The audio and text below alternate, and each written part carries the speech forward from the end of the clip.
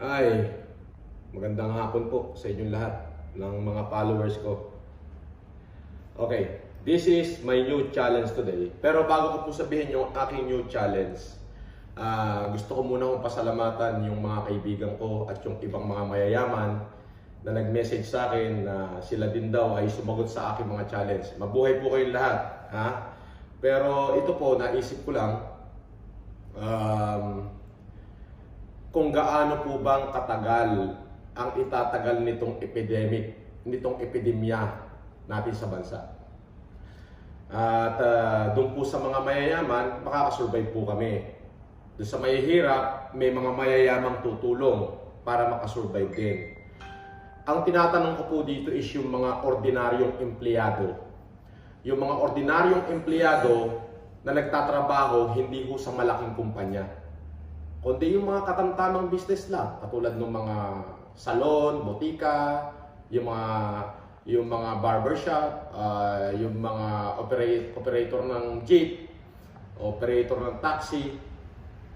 Sila po ba ay may sweldo? Gawa ko nung sinabi ng gobyerno na magbigay ng 13-month pay. Pero parang hindi po yata kakasya yung 13-month pay, pati na rin yung ayuda ng gobyerno kung sakali pong magtuloy-tuloy itong enhanced community quarantine.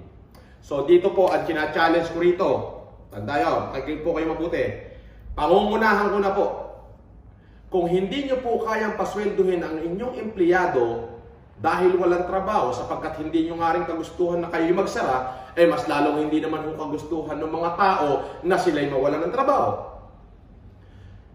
Pareho pong hindi natin kagustuhan. Pero sino po ba ang dapat umunawa? Ang dapat po bang umunawa ay yung empleyadong manggagawa lang? O yung mga amo na siyang nagbibigay ng hanap buhay para sa mga manggagawa? Vice versa.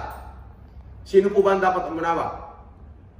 Ngayon, ako po bilang isang maliit na mamumuhunan, sisimulan ko na ho itong challenge na to. Lahat ho ng aking empleyado ay bibigyan ko po, hindi man buo, pero susuportahan ko sila hanggat hindi natatapos itong kalamidad na pinagdadaanan ng ating bayan. Sana kayong mga may business dyan, halimbawa may-ari ng isang building, may-ari ng isang hardware, kung meron kayo 3-4 na empleyado, kung hindi nyo sila kayang pasweldohin dahil pare-parehas po natin hindi ginusto itong nangyayaring epidemya, ay kung maaari po, hinihikayat ko kayo na kahit man lang 2 sakong bigas kada buwan, bawat isang empleyado nyo at grocery ay bigyan nyo, makatawid lamang po sila. Kasi yan po mga yan, may mga anak pong pinagagatas yan, may mga anak pong kumakain yan eh. Yung nanay pag nagutom, okay lang po yun. Yung tatay pag nagutom, okay lang po yun. Pero pag kayong magulang nakita nila na yung kanilang anak nagugutom,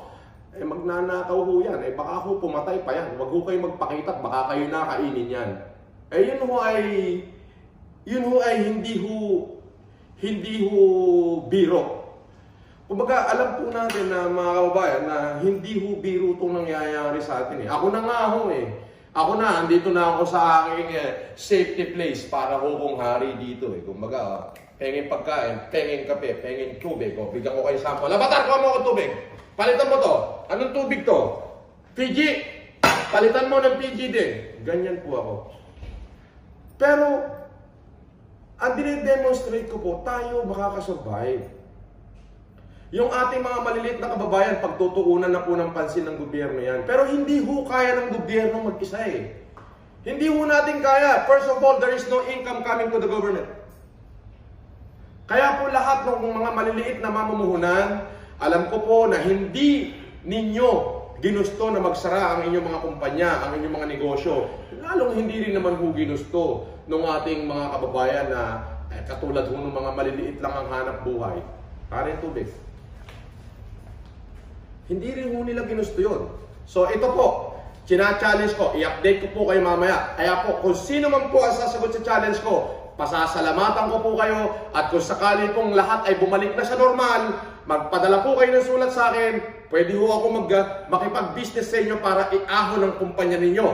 Pero sa ngayon, ang tanging hiling ko po doon sa mga mamumuhunan na kung hindi nyo man po kayang ibigay yung sweldo nila habang walang hanap buhay, sana po alalayan nyo yung inyong mga empleyado na makasurvive. Kasi kapag ka natapos po ito, hindi sila nakasurvive, wala na rin kayong trabaho, wala na rin magtatrabaho sa inyo. Yun lang po, it is not about challenge, it is not about, but it is about how to help people in need, how to help our people. Hindi, alam niyo po, yung gagawin yung tulong sa inyong mga empleyado na pagtatrabahuhan din naman po nila kapag nag-resume sila sa trabaho, ay may mga anak po silang umaasa.